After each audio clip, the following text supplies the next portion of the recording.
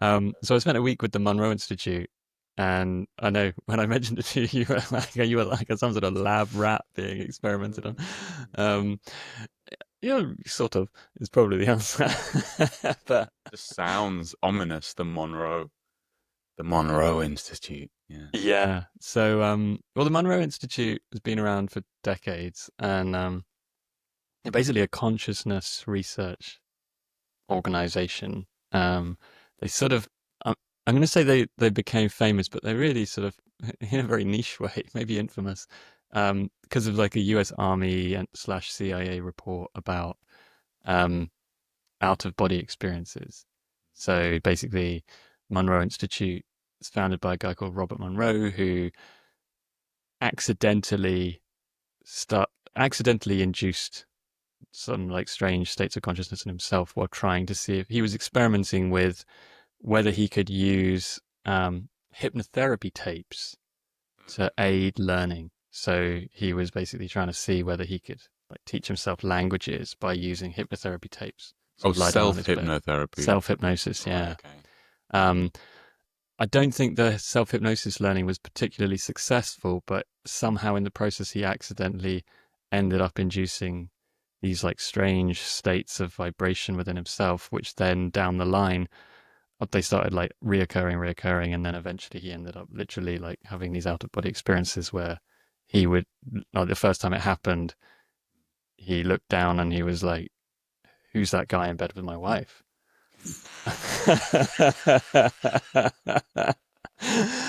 And then he was like, "Wait, that's me."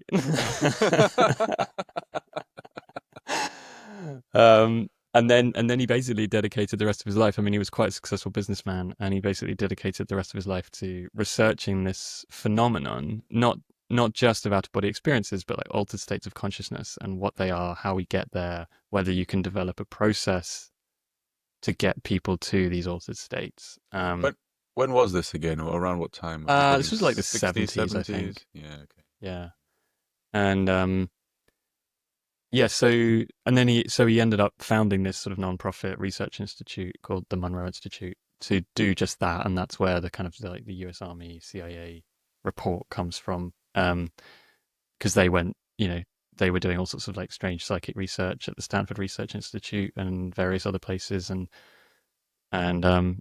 yeah, it kind of tied in with that. Um, so yeah, so they're still around, they're still doing interesting research, and but they also run these like programs where you can go with a group of people and kind of experience their process and explore your own mind and see what happens. So that's what I was doing last week, and I did not have an out of body experience, Not having that body. Okay. which is Good. which is totally fine with me because if I had I might have completely freaked out. But it was fascinating. I mean, just being in a kind of a group of people who are all exploring these things and different people experiencing different things, but it's really intense. I mean, you're doing basically they have this basically it's like a sound technology, but it uses binaural beats. Ah, yeah. Yeah. So it's sort of inducing certain brainwave states, but it's layered up. So you've got like multiple frequencies laid on top of each other, and different combinations of frequencies do different things. And then there's also like a process that you use yourself to kind of Like guide yourself meditative? into a certain state. So it's really a sort of, in a way, it's sort of a bit of like self hypnosis combined with meditation, sort of technology assisted meditation in effect. Yeah. Um, Yeah. and I mean, to be honest, it was. I thought like, oh, a week of like meditation is going to be like super relaxing. I mean, it was incredibly good fun. We had an amazing group of people and we had an absolute laugh, Mm, having some really strange experiences. But mm. but it was exhausting. I mean, we're doing like Really? 5 sessions a day from like 9 a.m. till 10 p.m. Till And there are like 10 breaks in p.m. between and stuff. But it's like you go in and you're like going into these states and your brain's not used to it. And you just So keep going back each in and back in, and you session, just get like so tired. It's like I feel like my brain is like going to explode. I mean, like end of day two, there were like several of us who were like, "Are we sure this is safe?" but um, how would you feel at the end of a state? Like, what's the difference? What's the difference in the starting state, or is it the journey of the whole week, or is it each session Yeah, takes it's you somewhere? both. It's Yeah. both in a way because each session is specific. So you're going into a specific. They have what are called focus states. So you're going to a specific focus state, and then they're normally giving you. Some of them are just kind of what they call free flow, where you just go into the focus state, do whatever you like when you get there, and then some of them are more Ah. specific, where it's like, okay, we get you into this focus state, and then when you're there, there's like a thing to do, which might be like ask a question or try to Ah. see if you can go somewhere or something like that. Right. Um, so it varies, but each meditation you're going through a process where you build yourself up to get into the state, and then at the end you bring yourself back down to kind of return to normal, normal kind of waking consciousness. So when you come out, you're not still in that state, but you're Is it? normally pretty like zen at the end of Yeah. it. Um, Yeah, I mean, in the first couple of days, I mean, I just kept falling asleep, if I'm being honest, and it was apparently that's pretty normal. Like day 1 and 2, you Yeah. like Yeah. Yeah. Yeah. you basically sleep for 2 days. But Yeah. actually, like the edge of sleep is a super interesting place to explore. Um, and I think that was for me, that was one of the interesting kind of revelations was just realizing that if you can train yourself to hold yourself there, you can spend an extended period of time there and see what's going on and what your subconscious is trying to teach you. And yeah, and so that was interesting because a big part of the focus is looking at like what are these levels of consciousness, and we've got this kind of waking consciousness that we're in now, but then you've got your subconscious, which is it's sort of near the surface, and it's sort of playing into your behavior every day, um, but you can't necessarily sort of access it easily. But then you've got like the unconscious, which is all the stuff that just like never, like it's in you somewhere, it's driving you, but it never really comes up. And then you below that, you've got this sort of collective consciousness, Oh. and Yeah. and then basically it's like how deep can you go? Oh, Um, below your subconscious yeah, and they talk about is it the like the collector. I never ocean. thought about it like that. Yeah, that's where Yeah, it they talk about it must be. Yeah. Yeah. like land. We Yeah. think like, oh look, like let's just take Ah. like the UK as an example. Like we're an Yeah. island, but actually, the land barely sticks over the top of the water, Yeah. and then Yeah. you follow the land down. You go like Yeah. really, you got the sort of like the coastal areas which are underwater, but they're kind of shallow. That's sort of your subconscious. You keep Yeah. following it out into the Atlantic Ocean. You go deeper and deeper and deeper, but actually, eventually, you reach America, and actually, like all the land is connected. We think we're an island, but actually, we're not. We're Ah. connected to France. We're connected to Norway. We're connected to America, and you know, Greenland, and so on. Um, and so the idea is that consciousness is kind of the same because there's one sort of one collective field of consciousness that we're plugged into. However that works. I mean, they don't try to claim to know. Um, but it's interesting how people do seem to have experiences where they somehow connect with other people, have sort of shared experiences. And I mean, there were weird things going on in the room where, like, we did a remote viewing exercise, which was really fun. Um, Remote viewing is where you basically try to see something that's not that's like remote to you, but you're not told what it is. So in this case, first one we were given was just a set of coordinates on Earth, and then as a group in a room without saying anything. Like a geospatial coordinates. Yeah, literally Like, just some yeah. grid Yeah. coordinates. Right. And then we all basically had to like meditate for a bit, and then try and draw or note down what we thought was there. But That's like the where. first couple were Go on. coordinates, and then the next set weren't even coordinates; they were file names on the trainer's computer that were all numbers. It was like 8831-5962.pdf, and What? he'd just give us the file name, and we'd try and like draw what was in it. And you think you would get like absolute garbage, and yeah, there is absolute garbage, but it's kind of amazing what comes out. But just going back to the collective consciousness thing, it was really interesting how each time we like, you know, we did one and then we all sort of reported what we had put in our notebooks, there was always a group of people who had basically seen the same thing and drawn the same, near enough the same thing. And they were always wrong. Right? Oh, so they had the same. But they had the same vision. Right. And Okay. there were Okay. various things like that throughout the week that were popping up where it was like people were having these sort of like shared experiences. I mean, there was like two people in two completely separate rooms in one of the meditation sessions had like a really vivid, very distinct and quite emotional, quite distressing actually, vision of something. And I won't share what it is because it's sort of private, but um, and one of them came out and like reported what they'd seen. And Mm. somebody else was like, "Yeah, that I had the same thing," and they'd written it down in their notebook. I mean, it's kind of wild. So you What can did write it all they? off as coincidence, but Yeah, but yeah, yeah. What did they? What did they? Because you didn't see the thing that they want that was actually there, but the fact that you saw the same thing. I mean, what did they? How did they explain that? I want to be so cynical for a little bit, even though no, no, I'm fully can believe stuff like this happens. But I want to be cynical for a little bit. yeah. So the way they explain stuff like that is that actually it's a sort of what I think they just call it cross contamination, effectively, where actually Mm, the the connection of consciousness within the people in the room, I mean, who have been meditating like 5 times a day with each other for like a few days at that point, um, mm. it's sort of stronger than their actual ability to view the thing. So Right. Yeah. somebody Yeah. You can somebody had a merge. vision of something, and Yeah. then the others in the room are picking up on that thing, and they're like, "Oh, yeah, it must be that thing," and then they draw it, and then they're all wrong. Mm. Um, It happens in so ayahuasca as well. does it? Yeah. It's one of the things. One of the reasons you're not supposed to really um, touch anybody or be in contact or talk to anybody else. Right? It's like because you can in that zone you are very receptive to stuff that's going on Yeah, around you and other people's experiences. And so yeah, you have to be. You can get yourself into zones, I think, where you can truly see what somebody else saw in their heads. But yeah, there's an even more cynical side of me. I want to keep on going to the cynical. My engineer is so problematic. It's like what's the bug in your code right now?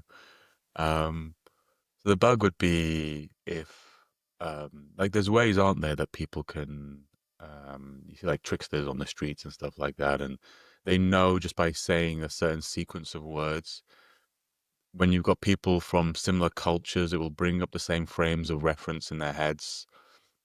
And it was like don't like what it just brings up the same like there's that game, isn't it, where you have to guess a bunch of things and it says are you thinking of an elephant, because all of those series of it all I mean, bring up the Darren same Brown's frames sort of of the master of reference, that, right? yeah. And Yeah, so I can imagine like a bunch of people walking into they're having the same experience for a while, and then when they're asked to visualize something, they're like everybody saw like a giraffe on the way in, so yeah, they something I can imagine that could be part of it as well. But then again, yeah, it's yeah. yeah. No, I mean it's super interesting. The For me, I found that there's sort of a lot of stuff that I experienced. I would say was sort of tapping into my own subconscious in a sort of an imaginative way. So like getting me to, I don't know, I guess sort of understand things about myself that, like you would in some sort of meditation to some extent. Getting access to sort of things about myself that are in there, but they're just hard to access. And I think that makes a lot of sense to me. The stuff that I found particularly weird is stuff where it's like, I really could see that there was a big difference in things that seemed to be my imagination and seemed to be a vision. Like there's stuff Sorry, where it's say that like, if again. you ask me There's to imagine an elephant, I can close my yeah. eyes, I can imagine an elephant, and I know what that feels like. Um, but then at the same time, it's like I could close my eyes and then out of nowhere, I could have a vision of something, and it's like a movie's playing.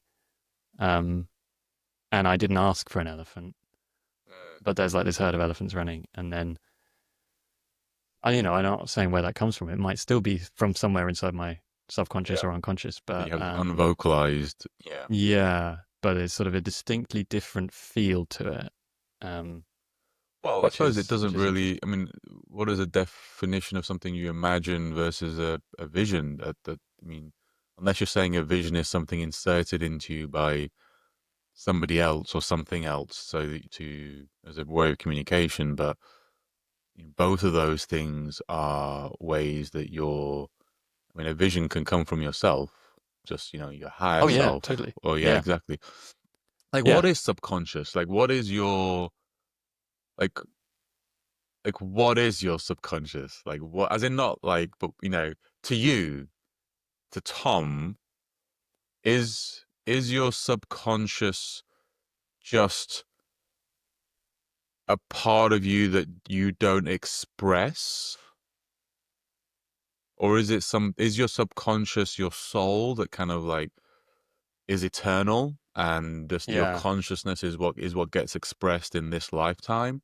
Are they both things that just exist for this lifetime and yeah, well, Well, I think this is the mystery, and it's part of. I mean, it's part of the interesting things that like why the Monroe Institute does what they do is because they're basically a bunch of people curious about mysteries like that, and the fact that there's very little actual genuine research into consciousness. There's a lot of research into neuroscience, basically like let's look at like the electrical signals inside the brain and the chemical pathways inside the brain and so on. But I think people have known since sort of the dawn of time that there's this mystery of like who am I? yeah, Like yeah. who is this thinking this Why thing am inside my I? head? Yeah, Um, yeah, and am I just my brain, and or am I more than my brain? And there's I think it depends. If you take a materialist perspective, you just say that well, your subconscious and your unconscious are just kind of background computing that's happening in your yeah, brain, and you don't yeah, need to know yeah, about it. But yeah, if you really yeah, want to, you could go into some sort of meditative state, yeah. and you could like observe some But of it's the not workings. more important. It's not more important, or it's like baggage for your Yeah. actual consciousness. It's like causing Yeah. you issues. Yeah, Yeah. Like you just need to know the headlines. You don't need to know yeah, everything that like, went on behind the scenes. Um, but then if you take a sort of a more non-materialist perspective, you'd say, well, okay, but there are many phenomenon, including out-of-body experiences, near-death experiences, these types of things, psychedelic experiences as well, where there's reasonable grounds to believe that people experience realities that are separate from their physical body, separate from their brain. And near death experiences, I'd say, for me, are the most yeah. compelling because you have thousands of cases where like, people used to say that when you stop breathing, you're dead. And then they realize Mm, that that's not true. And mm, when you're, and that when your heart stops beating, that's when you're dead. And then they said, no, no, that's not true. It's when your brain activity stops. That's when you're dead. But right, and it's like this, like we keep going, and now it's like, well, actually, like there's so many cases, like thousands of cases where people have stopped breathing, their hearts have stopped, their brain activity has stopped, they've been declared dead, they've remained dead for several minutes, sometimes mm, like tens of minutes, and then from whatever reason they've come back to life, either just sort of spontaneously or because somebody at the medical staff has decided to keep trying to kind of resuscitate them. Um, but the brain activity is completely stopped. So, for all accounts, they're dead, their brain is doing nothing. But when they come back, they've had all these like fascinating experiences that are both, combination present experiences in terms of they knew what was going on in the room while they were right, dead, right? They know right. the Okay. conversations that the doctors were having. They knew what tools they were using. Some of Wow. them even said that they like go outside The body. Yeah, the yeah. theater and like went Oh, to other parts of the hospital, and they know about conversations that were happening with down the hall with like the consultant discussing something, and they were like there just kind of hovering as a mm, consciousness in the corridor. Crazy things that have been documented by doctors. Um, and but then there's also the kind of the more mystical aspect of it, where a lot of these people then they kind of float away and they go into some other realm, and there's an incredible degree of consistency in what people describe in those other realms. some of which is interestingly kind of some of the things that people, these spaces that some people manage to get to experience through like kind of the Monroe Institute processes. I didn't, so I haven't experienced that. Um, but these accounts, when you add them up, if it was one person, you'd be like, this is just kind of making it up. But when you've got thousands of them, they're documented by doctors, and they're just kind of written off, but actually, like they're really compelling and they're surprisingly consistent. And there's a lot of stuff that people report where it's like they just couldn't have known it. They were declared dead, and they know this stuff. So there's something. So then you get into this thing. It's like, okay, so you're not dead when the heart stops. You're not dead when you stop breathing. You're not dead when brain activity stops. Then what are we? And you go all the way back to like kind of like philosophical questions of like, okay, well, I think therefore I am, but like, who is it that's thinking? What am I? Well, it's like Is it the classic thing of like, I'm a spiritual being having a physical yeah, experience, and that the body is just this sort of vehicle that vehicle. we're Yeah. inhabiting during this lifetime, which lots of ancient cultures believed. And in our Well, modern when you, culture, we've sort of rejected that idea. But um, no, I just, I mean increasingly of that view that that's probably the case. yeah. When you meditate and you really try and you finally get into that silent, the true silent zone, and then you can still feel like your brain quietens down, and then you can still feel something. There's still an awareness out there which feels, for me, it feels like distinct. And I'm like, sometimes like, oh, there you are. Like, it's like there's this, higher self. There's something else going on. Um, but is that thing, that's all, I don't really know if that thing is just part of me who I am right now. Oh, I need to get rid of that thing. Part of me that I am right now. And then when I die, does that thing even die as well? Or Mm, is that thing eternal? I have this crazy idea once. I don't know if this is just it's such an interesting thought experiment. But what if there's one consciousness? And I don't mean like we're all shared consciousness. What if there's just one? mm, And because we think time is linear, um, we can't really. What if you are me and I am you? I have this idea sometimes.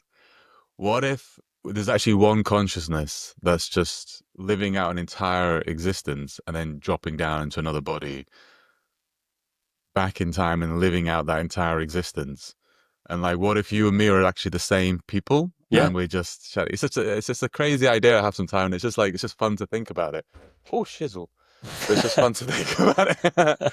Just fun to think about it. So crazy you Like fall off what your is, chair. fall off my chair at this point. Um, yeah. Yeah. Well, I mean, that very much echoes what sort of a lot of ancient beliefs tell us that, and even, modern scientists, so you and I have talked before about the Italian guy who invented he invented the microprocessor, Semiconductor? Yeah, Federico no, no, Faggin. it's a microprocessor, yeah. Um, and his theory of consciousness, that there's basically everything is consciousness, and there's like a singular field of consciousness that Yeah. everything emerges from. So, which is this whole idea, the spiritual idea of like we're all one, and we all emerge from the one and we go back to the one. Um, and maybe it is, on some level, like this one consciousness that's having lots of experiences, and and there's this idea that basically in order to have the experience, you need to forget who you are. This, Yeah. this weird thing of like you go through the veil when you're born, and then you appear in this world and you've no idea what's going on, and you spend your whole life trying to figure out what's going on, and then one day you die. But actually, maybe behind it all, actually, there's this sort of this bigger consciousness that joins us all. That's like, I just needed to have the experience of being Asim. Um, and I couldn't experience being Asim. If Asim knew who he was, if he knew that he's part of this Yeah. bigger thing, then he wouldn't have that He experience of, wouldn't live his life. he wouldn't, yeah, I probably, if I knew there was like this to shared, if I truly knew there was like a shared consciousness, I probably wouldn't fight so hard to stay alive here. I'd yeah, be like, oh yeah, oh don't worry about it. I'm gonna suppose that's the definition. Yeah. aspects of religion, right? Have I ever told you that story about the I was oh my God. Every time we have these podcasts, I lose all my words. Sometimes I forget what a fork's called. Um, the when you stick sharp things in your body, it's Oh, an ancient yeah. what's it called? Acupuncture. Acupuncture. So I was having acupuncture done up the road, and it was my first time, and it was the guy giving me the acupuncture. I describe it as this. He told me it was the most profound statement from the most unprofound person I've ever met in my entire life. When you're getting acupuncture and you say like, "How'd you get into acupuncture?" You kind of want a good answer.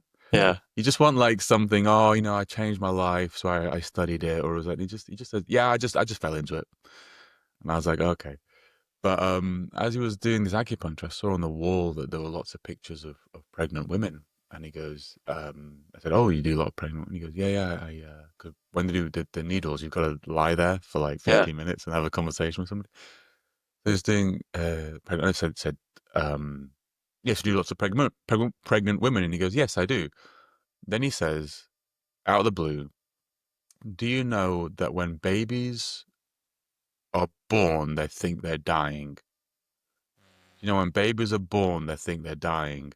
I said, "What do you mean?" "Well, just think about it. Like, to them, their entire world is ending.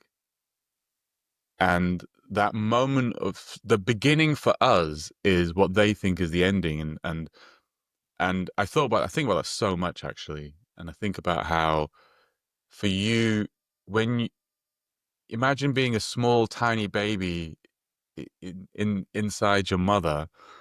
And then maybe the moment, because birth is also something that is a struggle. Like, it doesn't just happen. It takes effort to kind of, you know, bring the baby out, give birth. But maybe the act of birth is the moment the baby thinks, "Ah, I'm gonna die now. Fine, Yeah. I'll stop fighting. I'll stop fighting for my life. I'll die." And suddenly, 2 seconds later, it's like, "What? What's happening? This is incredible! Oh my God, what's happening?" Um, And so, like, it taught me like a valuable lesson, which is if you really want to change anything, you have to be willing to die. Like, you really, like, metaphorically, if there's a life change you want to do, if there's anything, you've got to be willing to kind of like die. Yeah. You completely let that side of it go. I can't remember how I was linking to your point, but I was linking about like, sometimes I think that, what is their consciousness at that point of birth? Like, do they Yeah. still Well, hold on to some of the one? And it's life as a child, as a very small child, that is the final pinching off mm, of the one consciousness and the starting of the new. Or is there a moment when they're just there? They're like, "Oh, I'm finally here. I'm in a body. This is awesome." yeah. Yeah. Well, I mean, there's various. I mean, this is not backed by any like scientific proof at all, so I'm just going to caveat that up front. Oh, come on. Um, Yeah. but there's various kind of like spiritual teachings and people who are sort of like clairvoyant type people who have made statements around like when the consciousness enters the body. So it's which is maybe there's these days there's probably some controversy around that because of the whole abortion thing and so on. But actually, if you Right. forget that and you Yeah. just look at it as like an interesting question about our human experience. Um, the fact that there are people who are saying like, oh, actually, sort of somewhere between 3 and 6 months into the pregnancy, the consciousness enters the body, and then there's all sorts of stories. And actually, a lot of people in near-death experiences talk about this. That once they go to this other place, some of them then regain their memories of not just being Being, born, but choosing their parents, like choosing their choosing the life, parents? like that they basically choosing like the fetus that they want to become. And you're like, Really? what? And Yeah. you think, well, this Yeah. is crazy talk, but there, I've Mm. seen several stories where these people they basically went back to their parents afterwards, after they'd like been brought back to life and they'd recovered, and they went back to their parents and said, look, crazy kind of things that are uncomfortable. It's like, hey, mum, dad, did you conceive me in the back of a like Ford Capri wearing a green dress? Like and they find and their parents are like horrified. They're like, well, how the hell did you know that? Um and and it's interesting. When you were like when I was waiting for you, like just before we started recording this, I haven't read it yet, but picked up this book in a secondhand bookshop by Life Before Life by Right. Okay. a psychologist called Helen Wambach, and it's literally about that. Like, as a psychologist, like she started stumbling upon these cases of people who said they remembered being born or before they were born, and Terrence Howard, the Hollywood actor, who's now sort of been he's yeah oh you know about Yeah. Terrence Howard. Yeah. He's sort of been cancelled because he's gone Yeah. crazy. Um, Yeah. but he tells a Well, fascinating I think story about he's yeah. remembering being in the Yeah. womb and how he He kept does, like doesn't he? Yeah. saying to himself like don't forget, don't forget. I mean I can't Don't remember if those are forget. the exact words he used, but Yeah. basically Yeah. telling Yeah. himself like don't forget. And then he pops out and he forgets. Don't forget who you are, I think is what he was saying. So there's all these kind of weird, they're very anecdotal, but like all these weird anecdotal things where you're like, well, yeah, maybe. Um, maybe there's something Maybe here. because if we think that this, I mean, I talk about kind of how well our Mm. kind of life is vanishingly rare. It looks like from a galactic perspective. So, what if there's? I have so many wonderful thoughts all the time. I have this other thought, which is, like when you do die, like you don't like. What if there's a gap between you dying and you coming back? But it doesn't have to be instant. Yeah, yeah. Yeah, What if you die and you have to wait 1 billion years in Right. effective nothingness? Pretty boring nothingness for 1 million years. And then it goes, we've got a slot. It's a worm. You're like, I'll take it. I'll take the worm.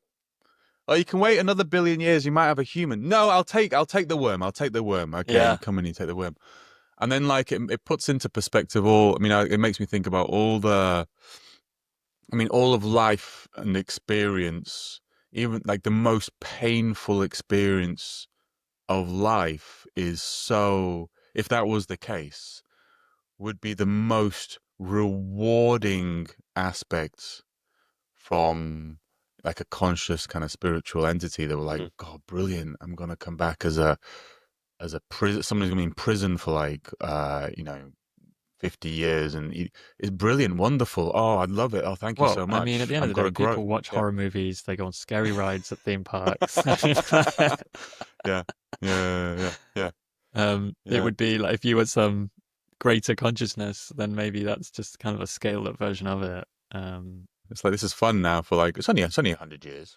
Well, Yeah. especially if you live in some sort of, if you exist in some sort of non-time space, um, and you're like, It's fun to experience time. Let's experience time for a little bit. That'd be yeah, yeah, yeah, yeah, because I sort of think if I knew that I was basically an eternal consciousness, and I was in this space where it's like, well, I'm just kind of floating up here. There's not much going on.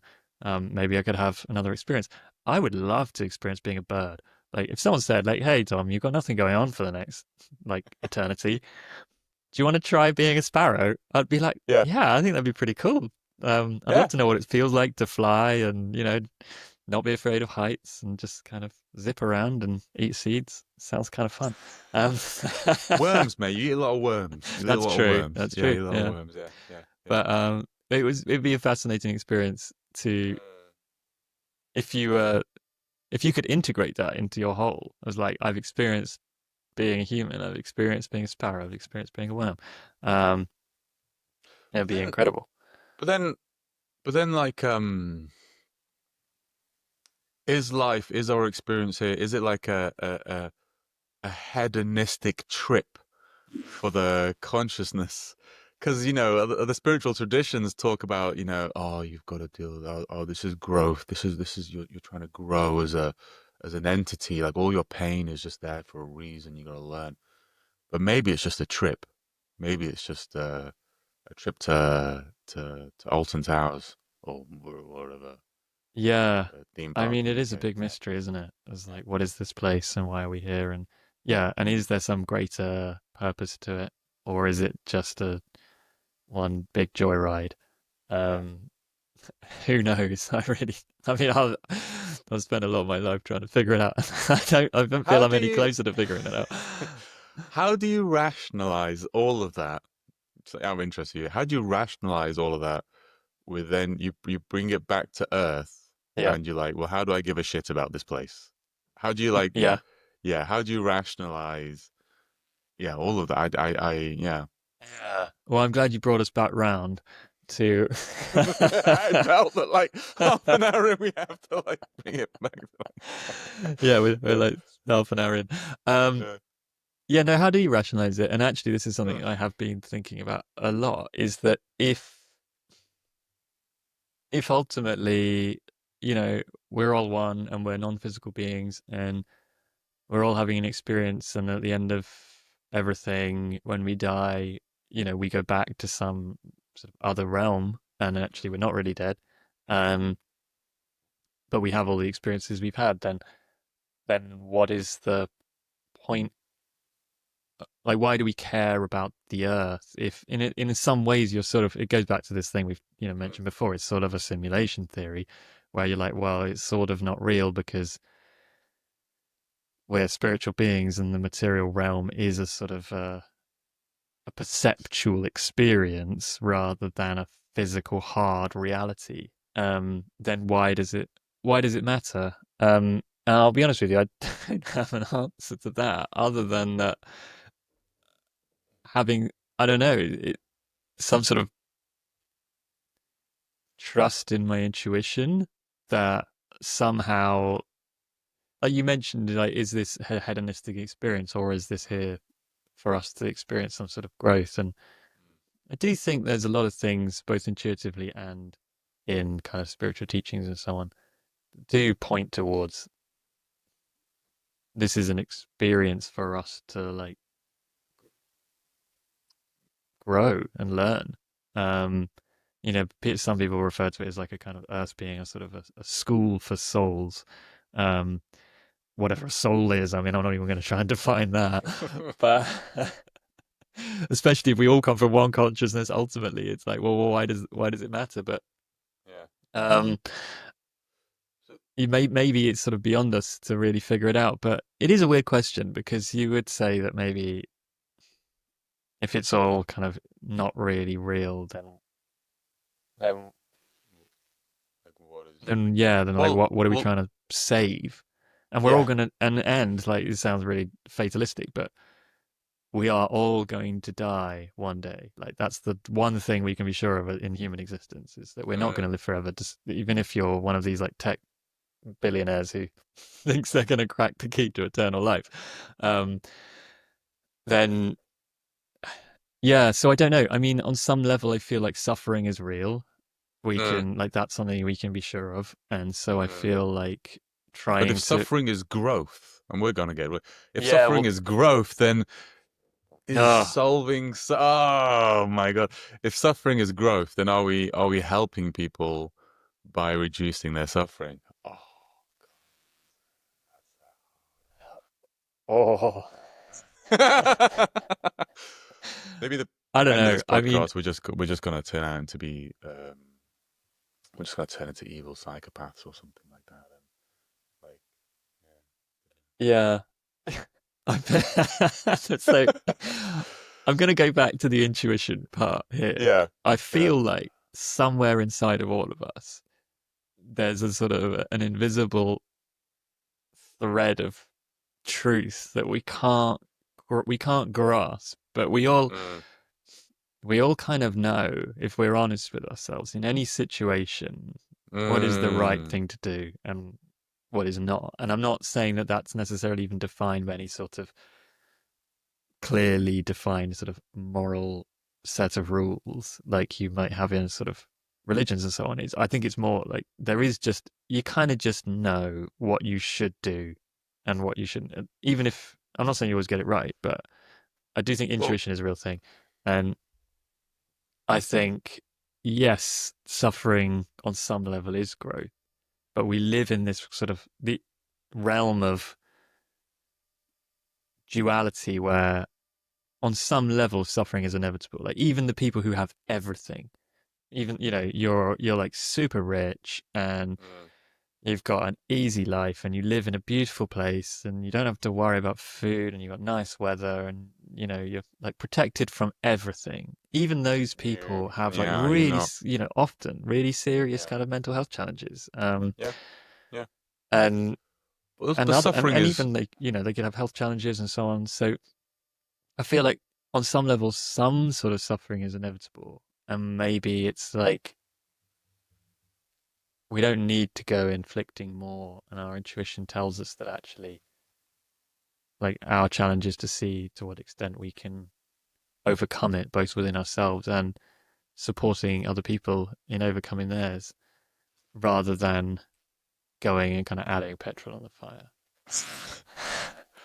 I was coming as you were talking. I was thinking about what you said, and I think it was a previous one. Um, is about us coming back into unity. Mm.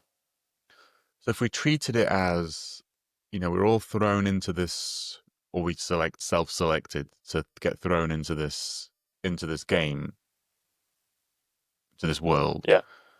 Um, then what's and if the purpose is to, like, if we intentionally forgot that where we came from, then the game would be, am I clever enough to go back? Am I clever enough to kind of navigate this complex, convoluted space where, God, you've even got to eat. You can't just like sit and think for like 100 years. You've got to do other things as well. And in the midst of all those other things, there's all the other people that want. There's a limited amount of resources. So in this, the game that you have is to kind of come back to unity, which really matches a lot of spiritual teachings like over the ways. I mean, a lot of these spiritual teachings came from a time where life on the planet was much harder than it is right now, and despite that those challenges of living everyday life, people were searching for for other ways of living. Yeah. And it was also reminding me, like, I do, or have in my life, consumed varying amounts of psychedelic substances. And the reason I say this is because it's because the varying amounts.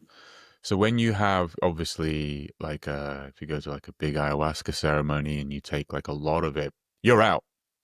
Like, there's no way you're doing hunter gatherer. Well, they actually do hunter gathering, but I'm not writing a scientific paper in the Yeah, middle yeah, of yeah. that For a experience. period I'm of not. time, you've left this reality. You've left, Yeah. but you're somewhere and you're experiencing and you're having like your consciousness, or you're at a level of consciousness where you're experiencing, you're still learning, you're still experiencing life. You're Yeah. still, there. It's important that you have that.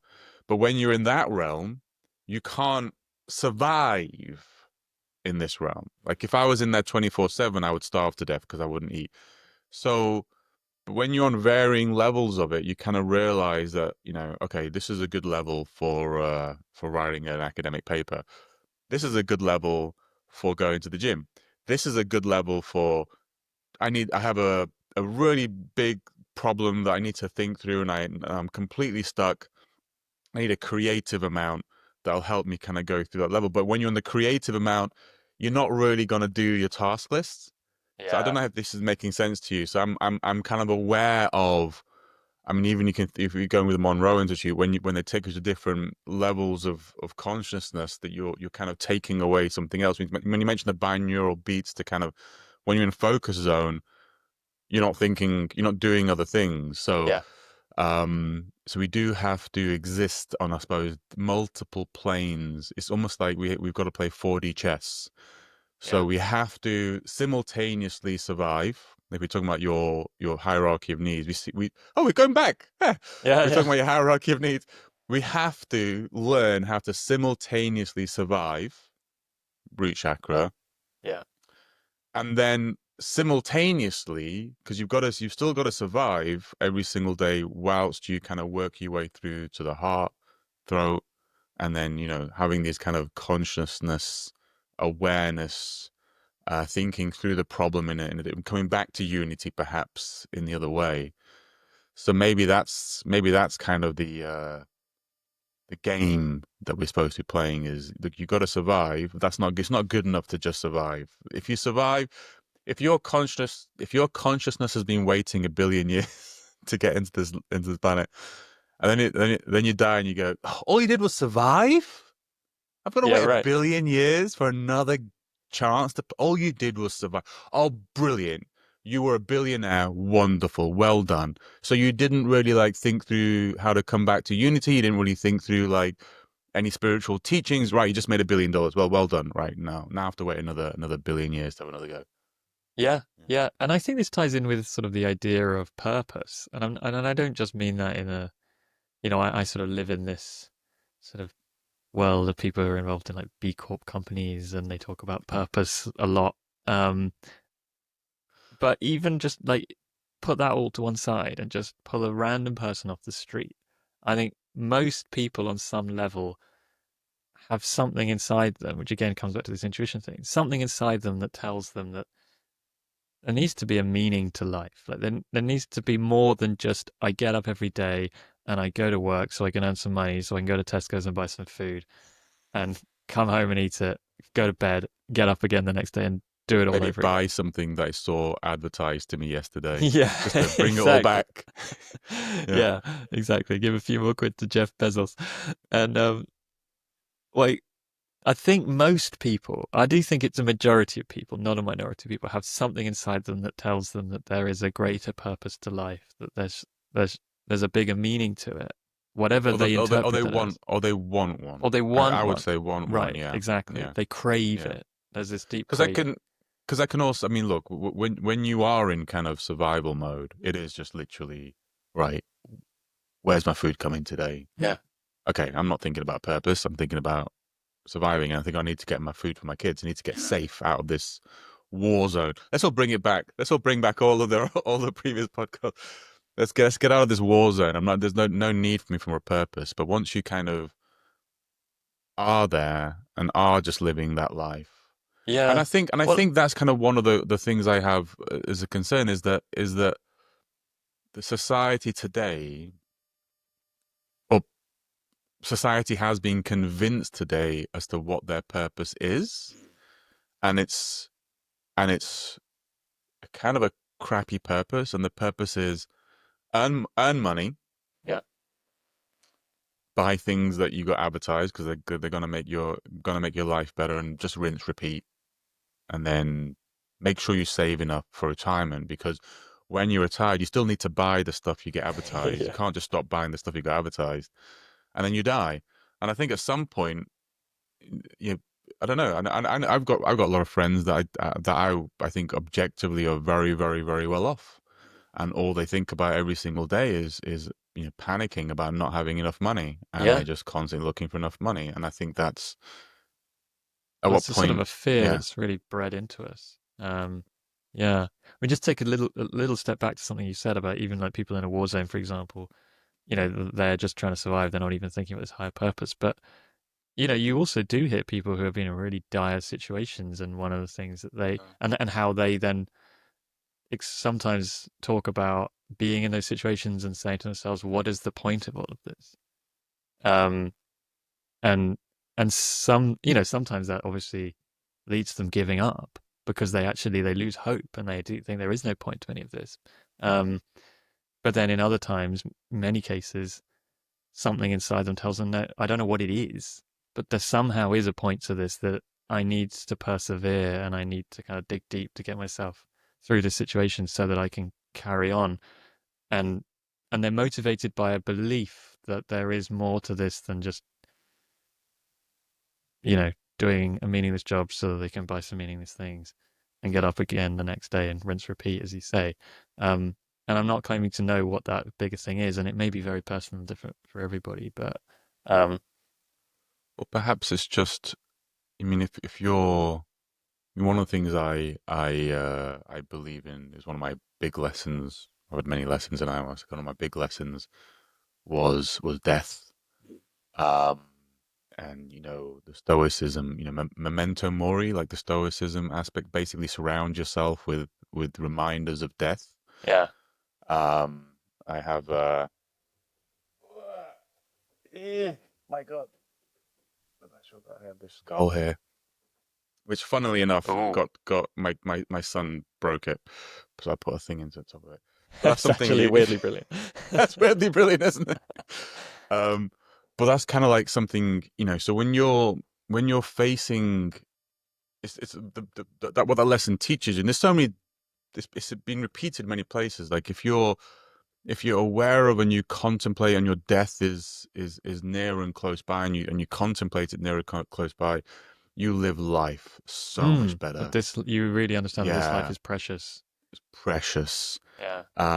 So like at one level, when you're facing death, give it can actually make the value of every single moment of your life higher Yeah. than just the monotonous trudge. So maybe now that we've like when you know we don't really think about death a lot these days. It's actually something we avoid studiously. Um, Oh yeah, absolutely. It's yeah, definitely a absolutely. very. It's sort of. I mean, it's not taboo in like a sense that you can't talk about it, but it is sort of taboo in the sense that people are very uncomfortable talking about it.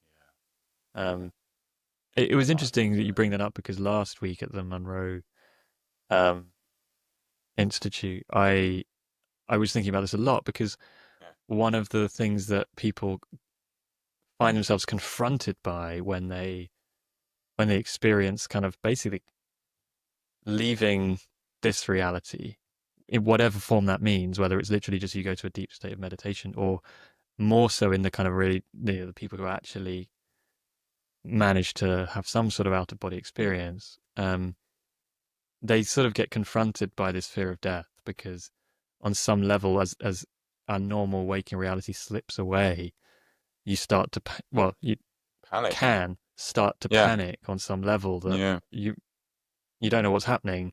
Um, am I dying, sort of thing? And Robert Monroe himself, that was one of his big fears at the beginning when he started having these strange experiences, and he had nobody around him who he could talk to about this stuff that understood what was going on. So he was obviously worrying that he was dying. It turned out he wasn't, and he gradually kind of got over that fear.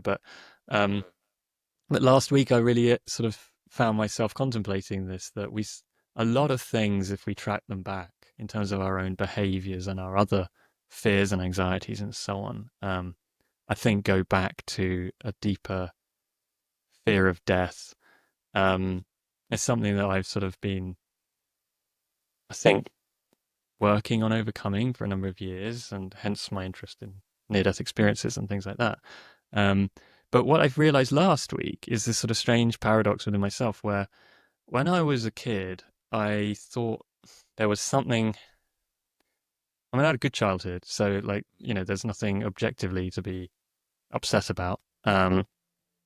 But something about the world seemed really off to me, and I had, I ended up spending, a lot of time, particularly in my sort of teens, sort of early teens onwards, contemplating the meaning of life and trying to like read philosophy and these sorts of things because on some level I was like, this world is not right. I don't know why I'm here. I used to have like some strange recurring nightmares and stuff, and like there's something not right here. I don't know what it's like. I don't know where I am. I don't know like what this is all about, and it sounds crazy to like talk about this. Um, but it's sort of in a way it kind of made me who I am and led me to where I am having conversations like this with you. But what I realized last week was that then having come from a place where I was like, there's something wrong about this world, like I don't know where I'm here, like this isn't right. Um, I came to love it. Like I really Me madly, too. deeply fallen in love with life, with the earth realm, with the people, with the animals. Like I just love it. Well, like genuinely from like the bottom of my heart.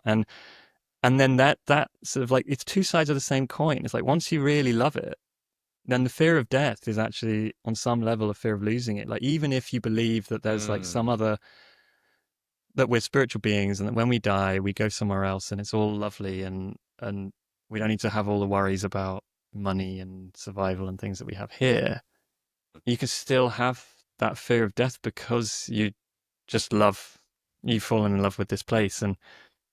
And anywhere I'm going with this is that I realize that from a kind of like sustainability point of view, if you like, you care about the environment or you care about kind of social causes and these sorts of things, on like a lot of that is driven by fear.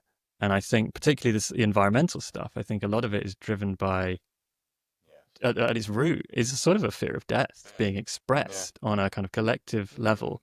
And I think that when it's expressed as fear, it's not necessarily Yeah. achieving what people want it to achieve. It's so you're projecting this fear and negative energy into society, with good, like with good intent. But I actually think that maybe it's not coming from the right Well, place, and that if we flip it slightly and say, actually, I care about this stuff because, like, I have this love. I'm leading my actions, my behaviors, my being with coming from a place of love rather than coming from a place of fear. You're actually then you're coming then from a place of hope and unity again, like you and positivity, that you want to create something really good rather than trying to run away from and reject something that from a negative energy point of view. yeah. I don't know if I'm Yeah. expressing that well, Running but towards, no, you're right. Running towards something rather than running away yeah, from something. Yeah. That's, yeah, yeah. And and I think also as humans, we're hardwired to respond to fear. Like strategically as a survival mechanism on this planet, we it's better for you to over respond to fear than under respond. Is that the right way of saying it? Than yeah, under to respond to overreact fear and and under it. Yeah, yeah, it's better to overreact to fear. And I do wonder if 'cause I wrote about that in the article, like because I came into this space like very differently. Um, like, similar to you, sounds like it's more from like a love, or at least not from a fear. But a lot of people in the sustainability movement I meet are it's fear. yeah, And then there's a lot of people that capitalize on that fear, um, because it just works. yeah, It yeah. just works. And you look at any kind of uh, psychology around like how to control populations, it's always at the core of it. It's rooted in fear. Like make people afraid, and then some part of them shuts down under fear, and they become more compliant. They become more gullible, um, and it's easier to get them to believe and do what you want them to believe and do. Um, and we kind of lose the best part of ourselves. We become less creative. We become less loving. I mean, in your article, I mean, you wrote this piece about fear, which I found beautiful. Partly about your grandmother in Pakistan, but even the Yeah. quote you put at the beginning of it, which I think summed it up brilliantly, was like Yoda. I can't remember exactly what the quote was, but I mean, that's like, it's funny because it's Fear Yoda, leads but to it's like, anger. Anger leads to the dark side. I think is the quote. yeah, Yeah. fear leads to Yeah. anger, and anger leads to the Anger. dark side. And I think Yeah. that's my, I think it hits the nail on the head, and that's my big worry about kind of the where we're at now in society. Like sustainability movement is like a Just part of one that. of It's them. just one Yeah. of Yeah. one, yeah, bigger a part of a bigger whole, that we've become so fearful of both the present and the future, that that fear is brewing this like deep anger. And Yeah. like you say, was it as Yoda says, the Yes. anger leads Yeah. to the dark side. And I Dark think, side. Yeah. it leads to Yeah. polarization, and it leads to people acting out in ways that are unhealthy and destructive, um, rather And it's than kind working of on kind of uniting people and bringing them together under some sort of shared vision of a better future. And I think to do that, you've got to come from a place of love, not fear. Yeah. I mean, it is just constantly. I mean, like the level of, I don't know, the level of I I I I think what I'm hoping, like the transition for me. I don't know if I'm linking this to what you're saying, but the transition for me personally was the realization, when we come back to polarization, the realization that I'm being presented A versus B, and actually there's a C. There's a C. And I think a lot of people out there are confused. They're perhaps confused about us. And they're confused about a lot of people because they're like, well, hang on, I'm A, he's not A, therefore he must be B, and I hate B. Um, and then they call, and I'm trying to like, but what I'd say is there's a C. There's a bunch of people out there who are now saying, actually, there's a third way, and I don't think they're talking about the way we're talking about it, where we're talking about love and thing. But I think they're definitely all talking about it from the perspective of we're tired of being afraid all the Yeah, time. We're just tired. I'm exhausted. It doesn't seem. This is. I'm not. And unfortunately, it'll be like a cryptic statement. Unfortunately, I think the problem that comes there is there are things you should be somewhat afraid of, but they just get thrown out of the bathwater. So there's people I agree with wholeheartedly who then come out with stuff that's like anti-climate change, and I'm like, oh, why'd you say that? Now I have to like compartmental. I have to like think, I have to like balance this out with other things. But there is this. There are things I think we do need to care about as a society. We do need to be fearful of, not maybe not fearful, but very conscious of. And because of this polarization, everything's getting thrown out yeah, yeah, by the seaside and by the seaside. And that's kind of like maybe why I want to do this thing as well, as I'm speaking to the seaside and saying, listen, there's a few things that yes, I agree with you on this and this and this, but you do need to care about this also. Um, was yeah, that yeah. cryptic enough? Are we aligned? I don't know. Like, Yeah, I think so. I yeah, mean, I think I know what you mean by they haven't got a uh, name. I know a number The of people seaside who haven't got a name. Yeah, I know a number of people who literally kind of seem to have thrown everything out. Because it's like this is all gone crazy, so I'm just going to reject everything. And I kind of understand that on some level. I'd maybe say that it's not that there's I think there is a C side, but I'd also say there's a D and an E and an F, and you know, and yeah, it's kind of infinite. And we're sold this false dichotomy that you've got to choose A or B. There's only two options, and actually there's infinite options. And um, I think that's the lie. Like C is just one yeah. of many alternative options, and C is everybody who realizes that there's more than A and B. yeah, Like there's C plus, exactly, right? yeah. Yeah, And within that, there's sort of infinite possibilities. Um, and I think for me, it's like the Rumi quote, sort of beyond the land of right and wrong, there is a field, and I'll meet you there. And to me, that's C, right? It's it's the space where we can respect each other as human beings, even though we have different opinions, and treat each other respectfully, and say, okay, like what do you believe and why? And then and actually talk to each other, human to human, and try to understand each other, and accept that we might not agree on everything, but at least we can try to understand each other. We can try to find some common ground.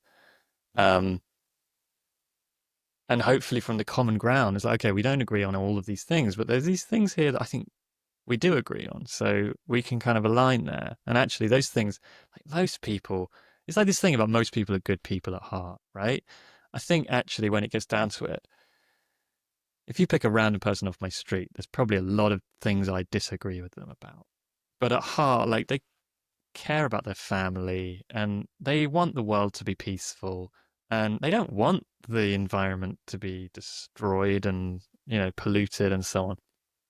But then when you get into the details of it, it all kind of goes off the rails because we've kind of bought into our dogmas. Like we've all bought into our dogmas, and we can say, "Oh, but my dogma's right because it's Yeah. scientific, right? You know, I follow the science." Oh Yeah, God. right. Maybe Yeah. maybe that's true, but even if you Follow the think my sign. Yeah. dogma is correct and their dogma is wrong, underneath it, there's probably a deeper truth that there's actually like a shared belief that we agree on of in terms of shared values and the details of why we don't agree on it. There's probably reasons why they believe what they believe. You know, I know a lot of Yeah. people who don't believe in climate science and things. Yeah.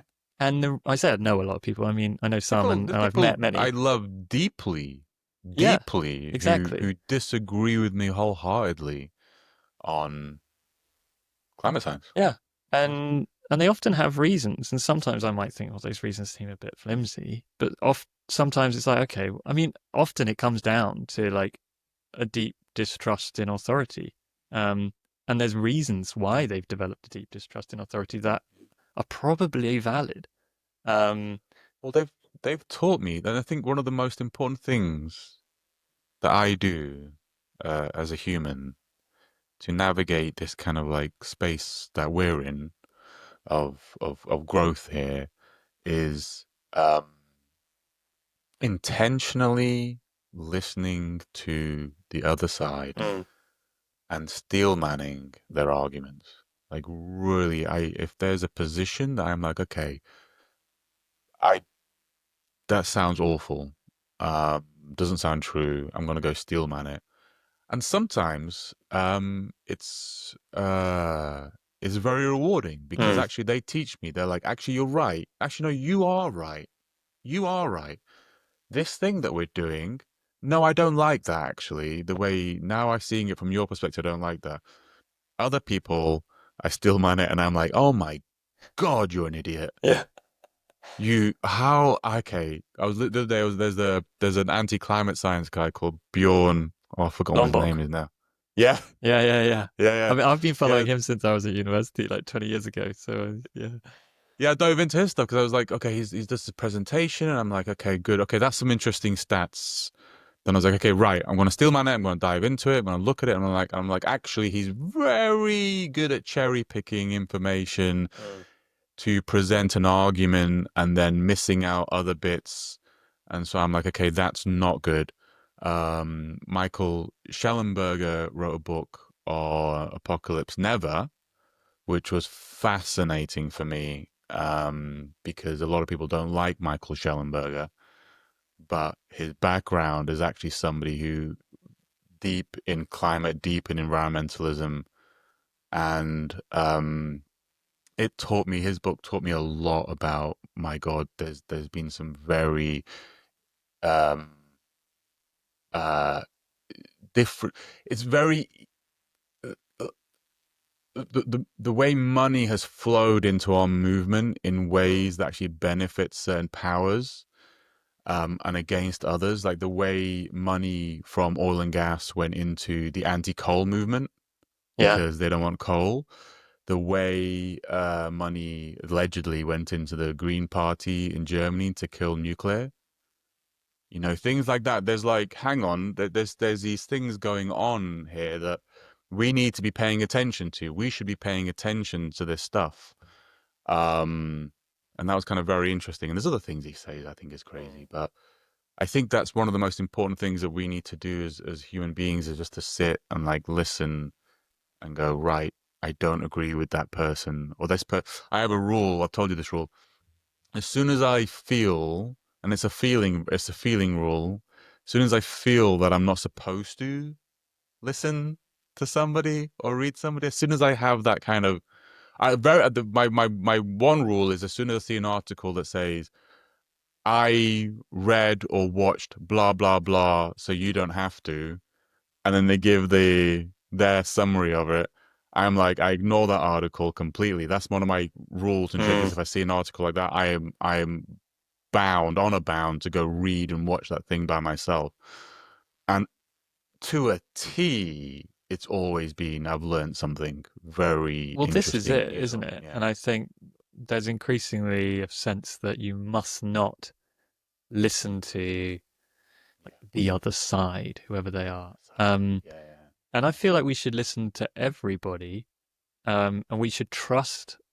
We should have trust in ourselves and our own ability to Yeah. make sense of reality and discern truth. And I think like the whole idea that like do not listen to this person is a sort of it's a sort of a tribal idea of like you don't listen to that group, you don't listen to that person. It's like, but I might not like that person. There's lots of people I don't like, but I listen to them because I think that it's interesting to know where they're coming from. Even if, I mean, sometimes you don't even necessarily know where they're coming from. Like, I'll give you Donald Trump as a good example. You know, like he's on the Joe Rogan podcast. I heard loads of people saying you must not listen to this podcast. And I was like, okay, I'm going to listen to it Go because and listen to it. Yeah, I I want listen to to it. Yeah. understand the man. And Yeah. actually, I came away from it feeling like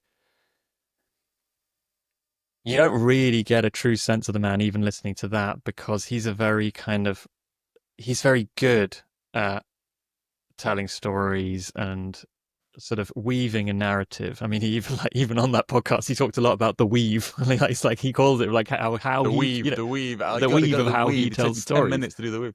Yeah, Yeah, exactly, yeah. exactly, and how he like It's a good goes. story. Here's a really good storyteller. He's a I'll really give good him absolutely storyteller, that. but Yeah, yeah. even that, it's like okay, I didn't necessarily really get to understand him as a man, in like the 2 hours that he was on the Joe Rogan podcast, but I did understand him better than just seeing little like 60-second Snippets. clips on the Yeah, news or yeah, so on.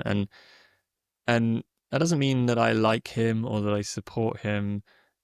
You know, and I think people have this fear. It's like they don't trust themselves. It's like if I listen to this yeah. person, I might end up like turning to the Liking dark him. side.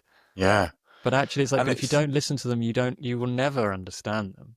yeah, You will just be in this like shouting match where we're standing over here shouting like we hate you, and they're yeah. standing over there shouting we hate you, and none of us ever Fascinating. come and find What's some the common point? ground.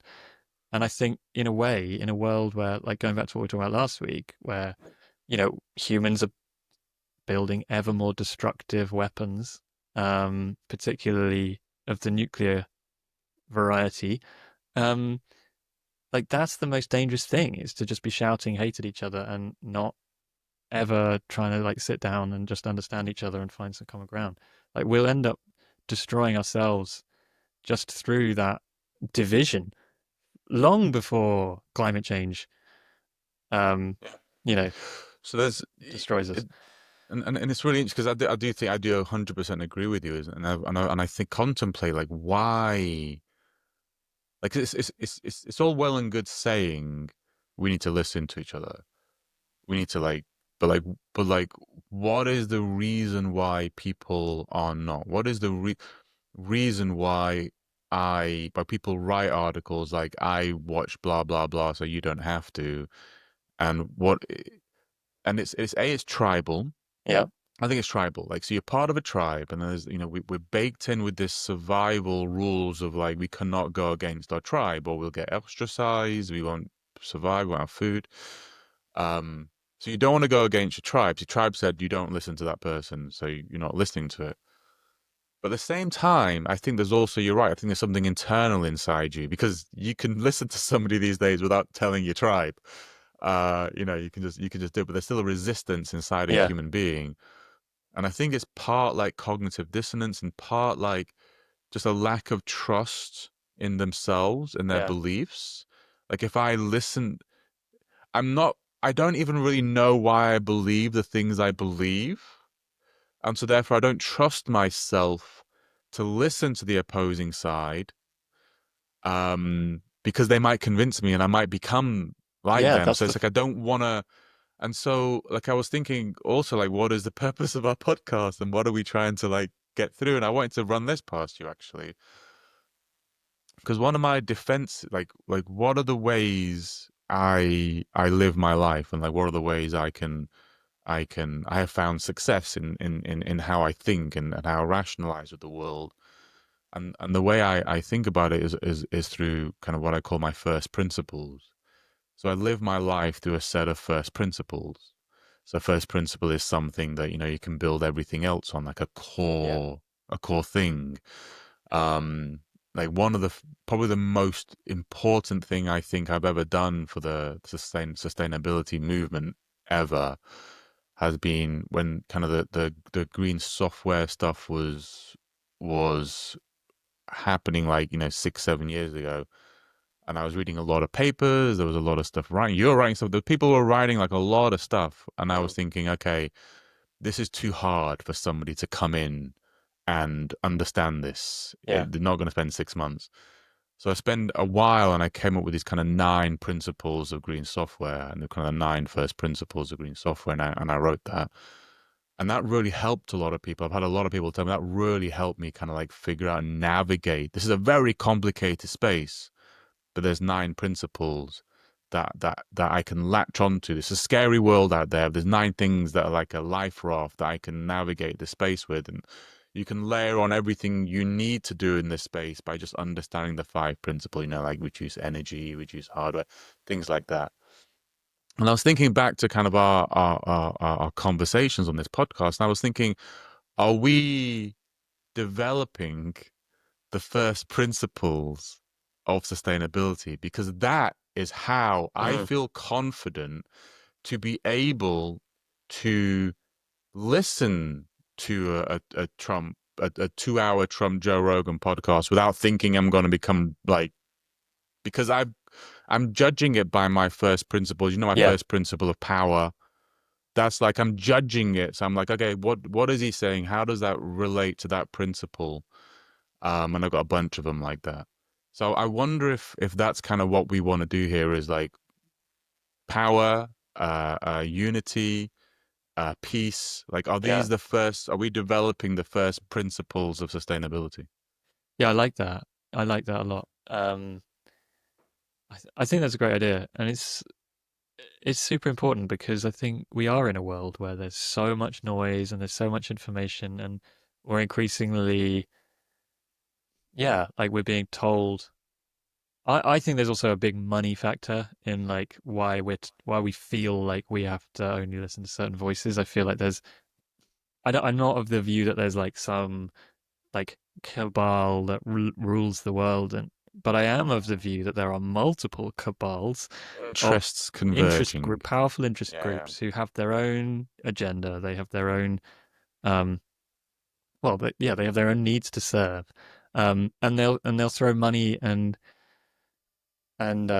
resources at trying to shift public opinion towards their own gain, and I feel like on both, if we're talking there's like A and B side, I feel like on both sides of that there are multiple interest groups, not a single interest group, who are like, some of them will be like, well, we benefit from selling missiles. They're like, we're trying to push one agenda, and then, and then others like benefit from saying like there's no, climate change isn't real because they benefit from Yeah. fossil fuels, There's but ones that then, benefit from saying it is real. and some of them benefit from saying Yeah, that it is real. yeah. Exactly. And so all of our information that we get on some level is going to be, even if indirectly, it's kind of influenced by us just living in the soup of of information being distorted. And so we need ways where as individuals we can say, you know what, I trust myself and I know so I know what my values are. I know what I believe in at the core level. Like I was saying earlier, like, you talk to someone down the street, like if you talk about the details of like, who you should vote for and what policies, this and that, like you probably end up disagreeing on a lot of stuff. You might end up falling out with them, right? But if you just like go to the root of it and say, okay, but what are my core principles that I really believe in?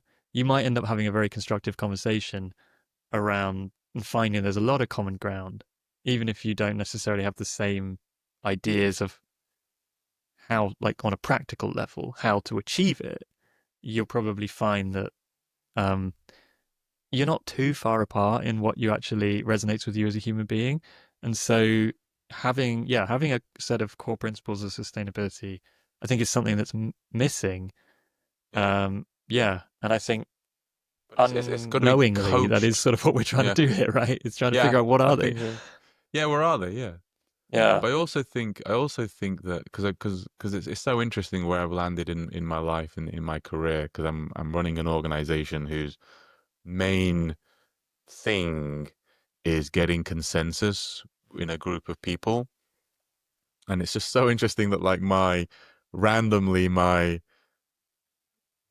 professional and spiritual journey have kind of landed in a very similar space, which is like how do you how do you get a bunch of people?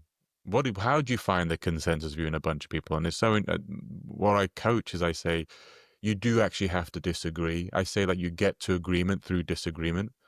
There's nothing that makes me more nervous in any of these calls than I'm like, no one's disagreeing, which Yeah. means that no one's really saying what's on their mind.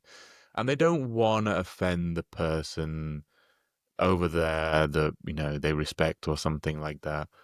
And so so I kind of like, we build an environment to actually make it okay to disagree. We actually even Yeah. like practice it. We practice with dumb things like, what's your favorite? Scrambled eggs is the best way of making breakfast, and then you can like practice it in this kind of non easy way, but then you can like apply it. So you've got to we have to get better at disagreeing. That's one of Yeah. the reasons I love kind of like there's a lot deeply concerned about with the academic institutions, but like the scientific method. When you're in academia, there is like a culture of right, I'm going to give you feedback on what you just wrote, and some of this stuff I'm like,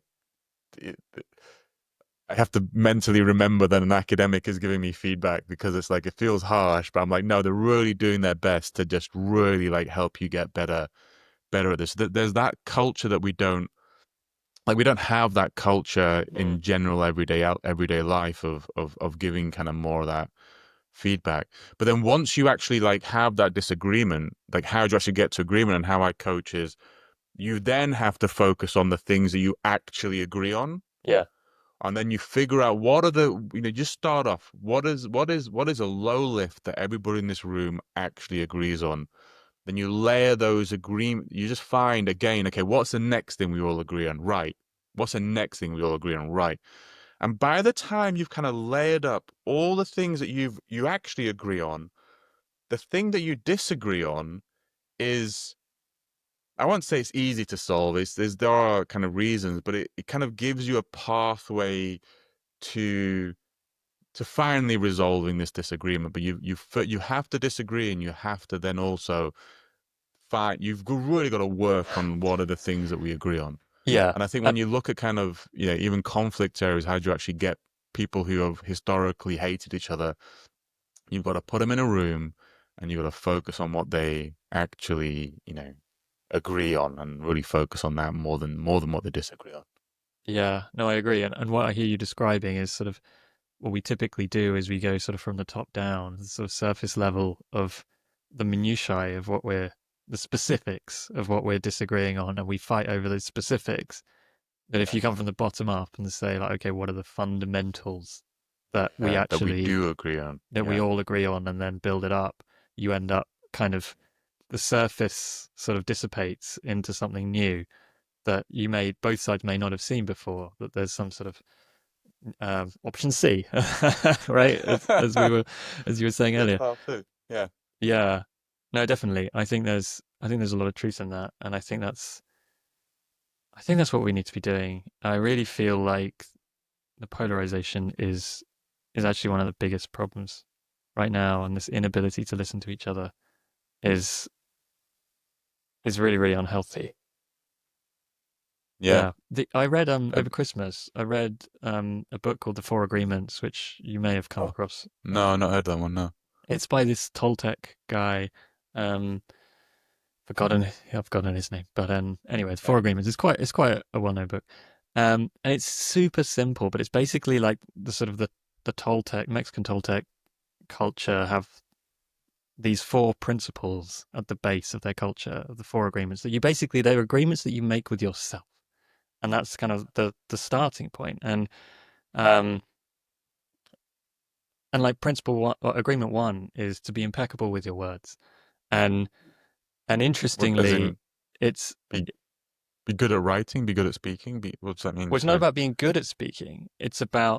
Being it's about like being genuinely honest in Ah. all of your words. So whether you're speaking them whether you're writing them, or interestingly, they also highlight whether you're thinking them, and then like really cultivating within yourself, like how, like out of all the words that go through my head and all the words that come out of my mouth and come out of my keyboard, if I really had to like stand by them, how Yeah. many of them would I genuinely stand by, and how many of them would I say, well, maybe that was a bit off. It was a bit of a white lie. Oh, I kind of fudged that one. Um, Yeah. I sort of, like I let a good story get in the way of like the truth. These sorts of things. Um, and and that basically once you start doing that, you end up understanding yourself better and trusting yourself better. But then also other people end up like they know where they stand with you because you tell the Mm. truth. Like if even if you disagree. Authenticity. Yeah. Yeah, exactly. Yeah. And then the other agreements basically layer on that. That's really the core. And the other agreements, things like don't make any assumptions, That's hard. That's like the don't take things hardest. personally. Um, Yeah. and These are hard agreements, they're man. hard agreements, These but are hard they're agreements. yeah. But Yeah. I feel like it Yeah. really ties in with this thing about like we're not able to talk to people. We Yeah. get in these polarized groups and we all just kind of parrot the same things because we know that everyone around us agrees with us, but then we kind of we won't talk to people who disagree with us. But actually, it's like if you have confidence in yourself that the words that come out of my mouth, I genuinely believe them, I can stand by them. It doesn't mean I'm not prepared to change them, but at the time of me saying them or thinking them, they are true to me. And I'm not making assumptions, so I'm not.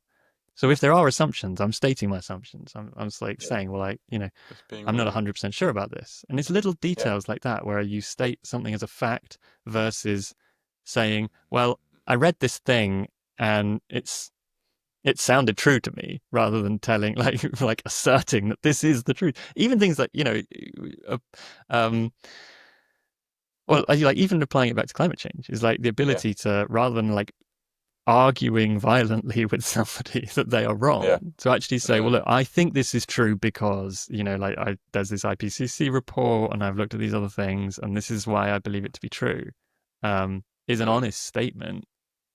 But then it also allows you to say like, well, my assumptions are that those things are all correct. Um, Yeah. so what do you think? They And are then you can have a models as respectful well. conversation and they know where you stand. Yeah. And if they did the same thing, you'd end up in a society where you can actually have constructive dialogue with people and Yeah. kind of have a healthy, thriving community rather than a polarized, divided one. Yeah. But it's just it's taken me. I mean, if there's one thing, I suppose it's like that. It does take a huge amount of energy for me to interact with the world the way you just described. It takes a huge amount of energy with me. As in, if I don't have a lot of energy, I'm not going to interact the world in that way. If I'm seeing, let's just talk social media. If I'm seeing somebody post something on social media that is, rather inflammatory, um, or I post something and their response to me is rather dismissive, and having that energy to then have that kind of conversation, which is like, hey, well, this is actually what I wrote. This is what I believe. What's your thoughts? I'm actually really interested to know what your thoughts are. Actually, I do have a little. I always try and make sure I ask questions before I respond, and like, let's just figure out where we are here. But it's really hard, and I think you're describing something that's taken me my whole life to learn the skills, not just the skills, but then have like, I don't even count my spiritual practice and my mental practices to be able to have those kinds of conversations. And I don't know if I could expect the rest of the world I don't know. I don't have a plan for how to get the rest of the world to kind of snap to this way of thinking. But yeah, or this No, way of well, communicating. Yeah. I think the thing is, first of all, to accept that we're all imperfect. So even if you really try, then you're not going to pull it off all of the time. But if you've got that awareness within yourself, then you'll at least spot it some of the time when you fail and be like, "Huh, why did I say that? Like, what was going on there?" And hopefully, over time, you become more kind of pure with your thoughts and your words. but I think there's also an aspect of you don't have to respond to everybody. You don't have to engage in every conversation. Like we're all limited. We have limited bandwidth. We have limited energy and time. And there's something I think is that it's okay to opt out. Honestly, like to just say like the I don't have the capacity to engage in this. That's okay. Um, and I also don't think that it's our job as human beings to change everybody else and make them perfect. I think it's our job as individuals to work on ourselves and try to become the best versions of ourselves that we can be, and hope that in some way that also rubs off on the people around us, that um, and helps them become the best versions of themselves.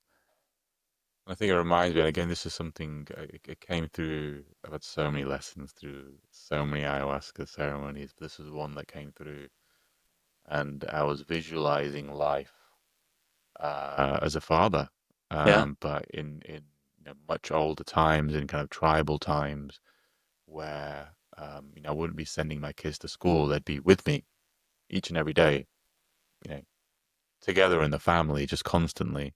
yeah, And how do you teach? And I was kind of you teach through example. I think that the lesson that came to me was like lead through example, yeah, which I'm not sure how good I manifest that, but really like it's like leading through example. So maybe that's just the best thing that we can do is just actually try and engage ourselves in that way, and then hopefully people see actually I'd much prefer that method of communication and language and maybe doing what we're doing on this podcast is like we're leading through perhaps example. yeah. Yeah. And I see that as a sort of a first principle in a way, because you can't change Oh God, yeah, everything, right? yeah. But you can change yourself and you can work on yourself. And I think we're so much often focused, particularly in the kind of sustainability world. It's about changing the world, and it's like the world is outside Oh of you, God, and we have yeah, to like fix the climate. We've got to like get rid of all the plastic in the ocean, and we've got to yeah, stop other people from driving SUVs and flying on private jets, and yeah. you know, Which and I'll all of tell these them from things. using my iPhone 19. Yeah, Yeah, yeah, exactly, yeah, exactly. yeah, And at the end of the day, it's like, yeah, okay. I'm not saying that none of that stuff is valid, but on some level, it's like, okay, well, why don't I start with me and seeing how I can be the best version of myself and interact and live in this world in the most kind of wholesome, positive, constructive, loving way that I feel I'm able to, and keep trying to iterate and improve on that every day of my life. Somehow that'll ripple out and hopefully have a positive impact on other people. Um, yeah. As long as we're describing that, one of my uh stuff you wrote, but like one of my bugbears is as long as it's a broader concept of being the best version of yourself, Mm.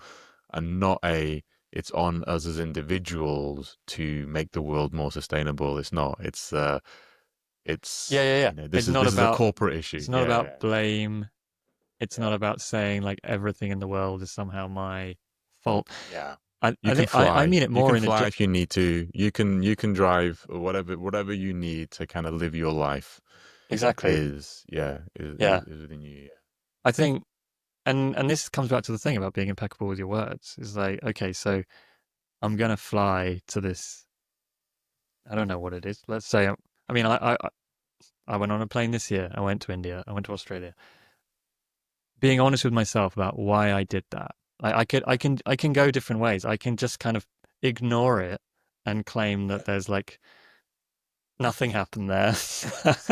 I'm like fighting to solve climate change, and then I was like, I'll yeah, just conveniently ignore the fact that I flew to Australia, or I can, or I can just be honest with myself that I went to Australia because my brother lives there, and I love my brother, and I want to see him, and yeah, and then on the way back, I went to India because it was Vanita's dad's 80th birthday, and yeah. I thought it would be a special thing for us to be able to go and share that with him while we're kind of basically flying over him anyway. And and I understand that there's like a negative environmental impact to that. And But they're not. I know you've written about it. They're not your emissions. They're not yours. No. They're the company that you Well, flew. They're theirs. They're well, their I think emissions. they're both, and I think this is the thing. I think this is I, like kind of this polarization thing that it's like you can't put them in a bucket because we're living in this interconnected world where everything is kind of just a tangle of wool, and there are but it's like organizations. they're There is like saying it's there's the yours. fossil Yeah. fuel company that sells the jet fuel, right? Yeah. And then there's Emirates Airline who want to like sell the flights on the plane. So they want me to buy that ticket so they can burn the jet fuel. And they're probably going to burn it anyway, even if I wasn't on it, because the plane's going anyway. But then at the same time, like I am making a decision to fly like 10,000 miles to the other side of the world. And I think that the blame, the whole idea of blame inherently drives a wedge. Like somewhere it puts a wedge in between people. And I I think that's think, why people don't like sustainability people, yeah, because we're blaming them for the emission, which is why again I advocate and say, listen, it's not your emissions, it's the companies, it's whoever sold you the thing, it's their emissions, it's not your emissions as a consumer. I it's kind of yeah, one of my things. I yeah. remember I mean, I I was speaking. disagree. You disagree? Oh, good. Yeah. Good. Yeah. I think it's everybody's. I think it is like I think it is the fossil fuel companies, like they're the ones that are digging them out of the ground and trying to stop us from transitioning to like cleaner energy Mm. solutions, and I think it is the airline for trying to for basically like running these flights and making this all possible. But then I also think that individually we individually we also want it. Like I want there to be an airline that runs flights between London and Brisbane so that I Mm. can go and visit my brother. Like if they said, like during the pandemic, for Mm. example, if they said, "Oh no, we're not going to do that anymore because it's bad for the environment," there'd be a part of me that'd be You'd like, be "Oh sad. yeah, fantastic, that's great. Like this is great progress for humanity and like Yeah. protecting the environment." But Yeah. there'd be another part Yeah. of me that'd be heartbroken because I'd be like, how on earth am I going to see my brother? How is that going to happen? I'm not going to like ride my bike to and then canoe across the ocean to Australia. Um, I mean, it's not impossible, but it's highly improbable. Um, and so I feel like we have this concept in our minds that I think we're sort of given that somebody has to be to blame, someone is responsible, and that someone is singular. And it might be singular the fossil fuel company, it might be the airline, it might be me. But I think actually, like airlines are just groups of people, fossil fuel companies are just groups of people. At the end of the day, all of this, like companies don't really exist. Like they're just Yeah. figments of our imagination. They're They are just just humans. Um, yeah. They're just so it's not like, oh, agreements. Emirates is to blame. It's like, no, no, no. There's like, actually, me going to Australia has thousands of people involved in that happening. And I don't think any of them should be singled out and said, like, oh, this is like the negative impact of this is all your fault. Because if the negative impact of that is all their fault, then the positive impact should also be all like the credit, right? Hey, I love you because I got to see my brother. You're like the best, Well, like, that's fair. um, That's actually a very fair point. Yeah. If yeah. you're So, blaming somebody for the negative, they have to gain for the positive. You have to give them the positive. right, exactly. And I think on some level, like, I just don't think you can assign blame because I think we're all So, products of history. Like we all just kind of ended up where we are. And if there is but blame, it's in like the decisions that but are they being are made on a daily basis by the human beings rather than by the organizations. Like if but human they being in an are organization decides to yeah. ignore some, like safety protocol because it's more profitable to just not do that, then okay, like then there's some direct responsibility for a thing. But I think if it's more generalized, like I bought a Bluetooth speaker off Amazon. I didn't actually do this, but if I did buy a Bluetooth speaker off Amazon, I can't blame Jeff Bezos for that. No, but you can. But I do think that when you're like when there's a value exchange, Yeah. Okay, but how about this? If they gave you a free ticket, I would say if they gave you a free ticket, I could say it's arguably a shared reason for it. But when you're doing a value exchange, because I think the problem comes from the perspective of it does cost more money, and that money can either be trumped up by you for paying more, or it can be trumped up from a company to make less profit. Um, if you, and I think that I can agree with you on like a broad, I suppose, like a broader. Yes, as human beings, we do need to be making different decisions on an individual basis as well. And so we are part of that whole decision making process.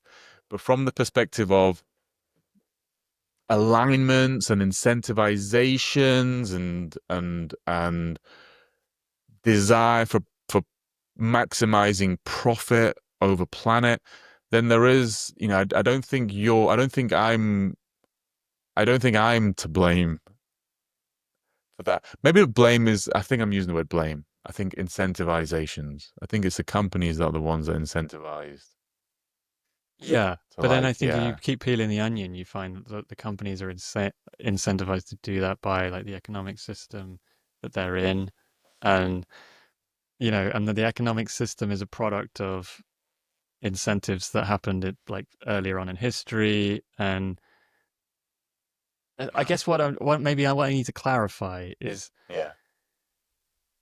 there are people in the world who do bad things, and those people might be just normal people on the street who do something really nasty to their neighbor, or they might be somebody who works in a big corporation.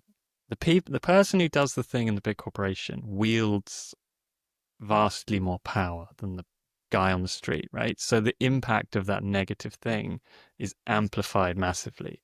And and that needs to be recognized in some way. So like me buying the plane ticket, I have less influence over the kind of the bigger context of that, like the airline system, than somebody who's sitting in the boardroom of an airline or a fossil fuel company. Um, but I think as soon as we try to say, like, whose fault is it that aeroplanes are putting emissions into the atmosphere, then I think actually it's healthy to take a step back and say, okay, well, let's not try to like pick an individual out, because if you pick that individual out, like, okay, it's their fault, we're going to put them in prison for like the bad things they've done. Someone else will kind of fall into that slot Well, and end up doing the same yes. Yeah, yeah, things yeah, yeah. because the Yeah. system is kind of driving that, and the system. Mm. Um, Let me put it this way. I think there are certain things out there in the world that are, I mean, flying. I mean, it's vilified. However, is extremely important and valuable to people in the world. Like I remember one of my first talks when I was less nuanced in my conversations. I was giving a talk and I was talking about the effects of flying or some. I think I was talking about, there was a developer relations conference and I was encouraging people not to fly and take the train and something like that. And a guy who was expressing exactly what we were just talking about expressing, which was, not just saying no, but like having a conversation with me afterwards, had a conversation with me.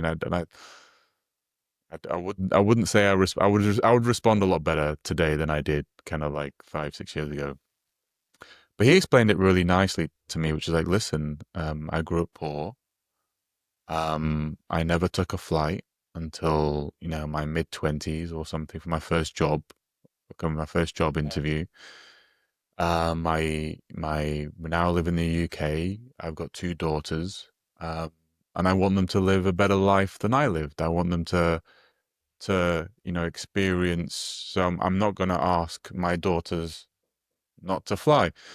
I can't remember what I responded. I probably gave some boilerplate response, but it was, and I've thought about that for years. Whoever you are, if you ever listen to this podcast, I want you to know you really like, it really took me back, and I've thought about that for a long time, which is, I'm trying to make a bunch of people in a room feel guilty about flying, and yet flying is something that for that individual is like, I mean, how dare I? How dare I, somebody who's come from like a developed world, grew up in I've flown like so from a kid. I've flown so many times to like Pakistan and like all this other stuff is like a regular family trip. And now I'm trying to say, you shouldn't fly. When the problem, the flying is such a integral, important part of society. The reason flying is happening isn't because of Emirates. The reason flying is happening is because it's fundamentally one of the very useful parts of being parts of society these days, which is Yeah. why there's a lot of demand for it. Well, that's kind of what I'm saying. Is that so? When I'm saying we should, going back to the thing about like being impeccable with your Yeah. words and so on, we should take personal responsibility and try and be the best version of ourselves every day. It doesn't mean we're going to fix the world. It just means that we show up and feel like today I made the best decisions I could make. Doesn't mean I've solved everything. Doesn't mean I'm responsible for everything. Mm. I think it's just about how can I, in a way, it's almost like a sub. It's almost like a thing in parallel with like solving the bigger problems. It's just like fundamentally, I should try to I should just try to be what I think is me being a good human and making good decisions that I could feel like I can stand by. And in that guy's case, it's like I feel like he could probably say, I stand by saying that my daughters should be able to fly for these reasons. Mm. And that's him being like honest about where he stands. So I can get behind what you said if we're talking about, yeah, if we're not just talking about who's to blame, but if we're asking ourselves, am I making a good decision today Yeah, that's what I for the mean. Yeah. benefit of everybody, of what I value? And yes, maybe today that decision is, do I need to fly to Australia or Pakistan or something? Um, but it's not necessarily laying the blame of the flight onto me. It's just like, am I making the right decision? Yeah. Am I? Yeah, yeah, Yeah, I can because I get that. think if you Cause take yeah, blame completely out of the equation, yeah, and then you get back to where you were saying, where you can sit in a room with people and say, okay, this flying thing is actually a wicked problem because we're all kind of tangled in it together because we don't, I don't think there are many people who want to like completely end air travel. If they're being honest, like I'm sure there are people out there who want to just end air travel, but I think most people don't because they see the mm, benefits that it brings in terms of connecting people and exposing us to different cultures and everything else that goes with it. What they really want is they want air travel to be more accessible and to have less environmental impact. Um, and yeah, then and then you can be in a room where you could say, okay, well, it's not about blame; it's about how do we solve the wicked problem. Um, yeah. yeah, Yeah, I prefer it from that perspective. I think I've gone from, so in terms of where we just had this conversation, I've gone from it is not my fault. It's just partly, if I'm very honest on this call, it's partly because I do, or maybe not so much anymore, but I have traveled a significant amount in a year, for previous jobs and even for this job. So there's a certain amount of guilt, perhaps, in that I'm trying to put that guilt onto somebody else rather than me.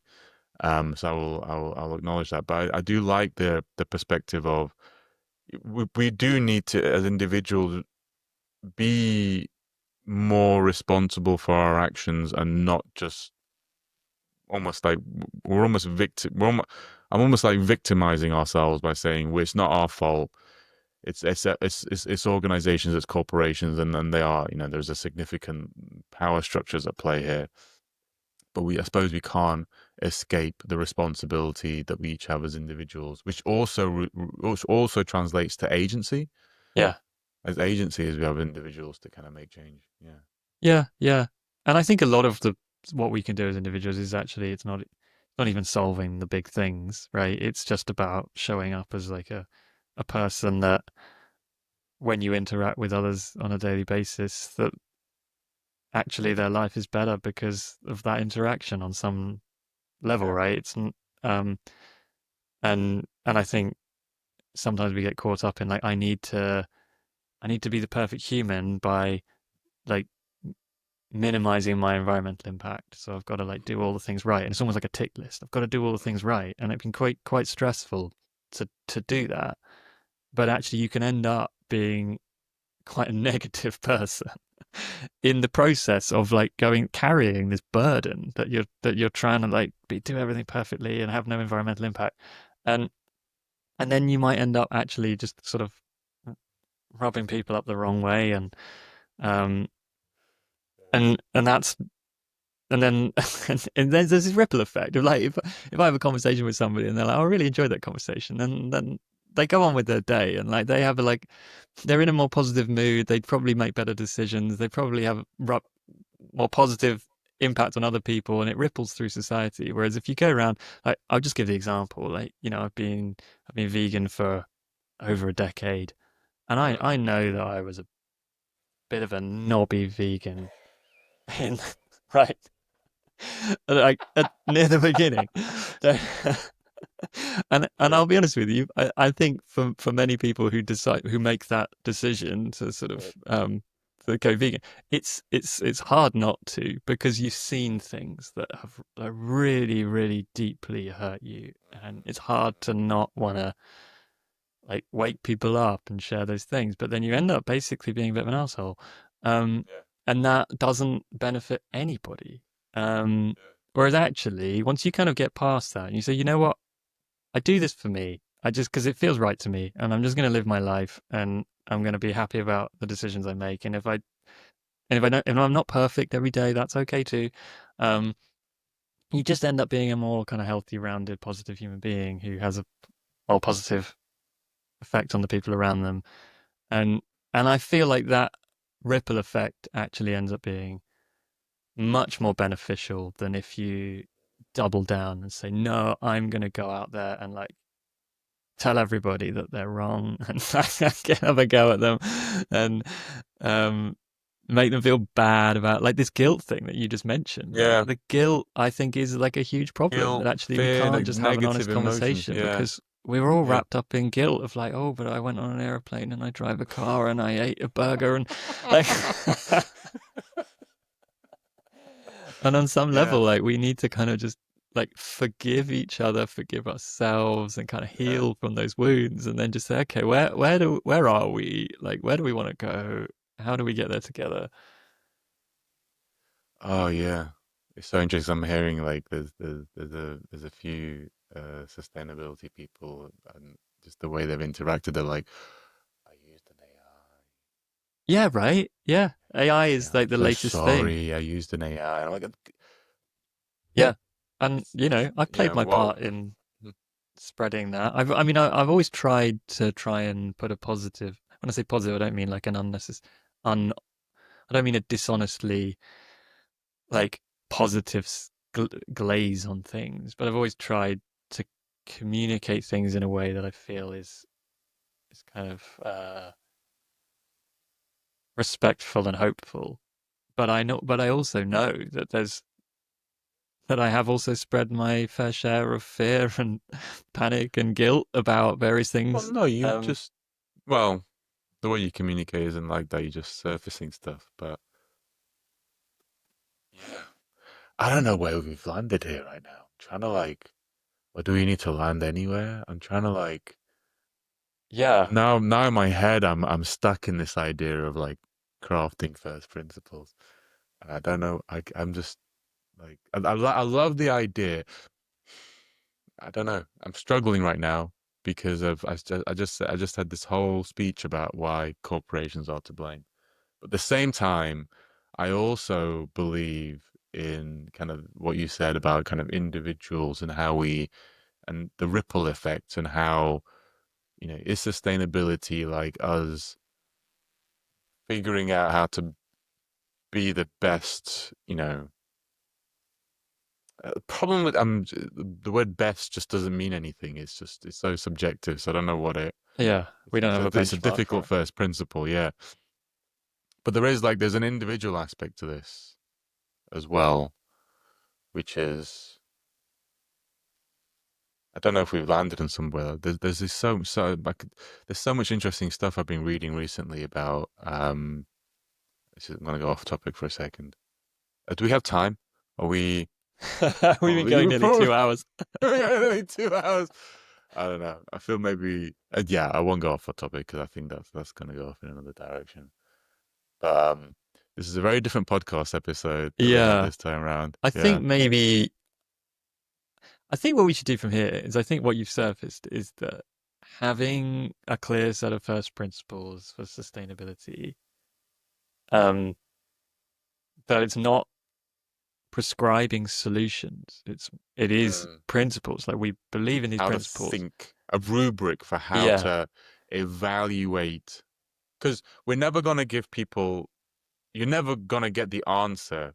You just need to give people a rubric by which, when they're given new information, they can evaluate the information against it. So, for instance, my power rubric, when I'm hear about something, I ask myself, does that concentrate power or dilute exactly. power? But it's only one of the things that I would then evaluate it Yeah, against. And through that, then I can listen to a Trump conversation without losing myself because I'm like, actually, that just feels like concentration of power. yeah, Okay, I know I can hear all the words you're saying, which are dilution of power, but actually, the way it's going to be implemented is concentration of power. So I'm like, I can have those kinds of, yeah, it's a rubric yeah. to help evaluate new information. Absolutely. Yeah, I Yeah. agree. I think maybe what we should do is we should wrap up here for today and then mull it over. And then next time we come back, we can sort of compare notes on where we've got to in terms of what those first principles might Yeah. be. Yeah. Especially I'm gonna mull over the individual versus the blame thing. I haven't really rationalized it yet in my head. I need to really think that through. Yeah. It's complex because you completely strip blame out, then you can slip into the territory of like nobody taking responsibility for anything. So there's real nuance of like how do you really grapple all these things. Okay, so very interesting, very different. It was lovely chatting to you again. You haven't said the code word, by the way, this entire Pineapple. time. Brilliant. Okay, I'm brilliant. Let's just safe. I've returned safe from the Monroe Institute. yeah, yeah. There we go. That's our code word to always know that Tom is the Tom that we know, Yeah, and not hasn't been replaced with another consciousness. Because they don't watch this podcast. Anyway, exactly. all right. All right, See you later, mate. let's call it then. Bye. Go in. All right. Bye bye.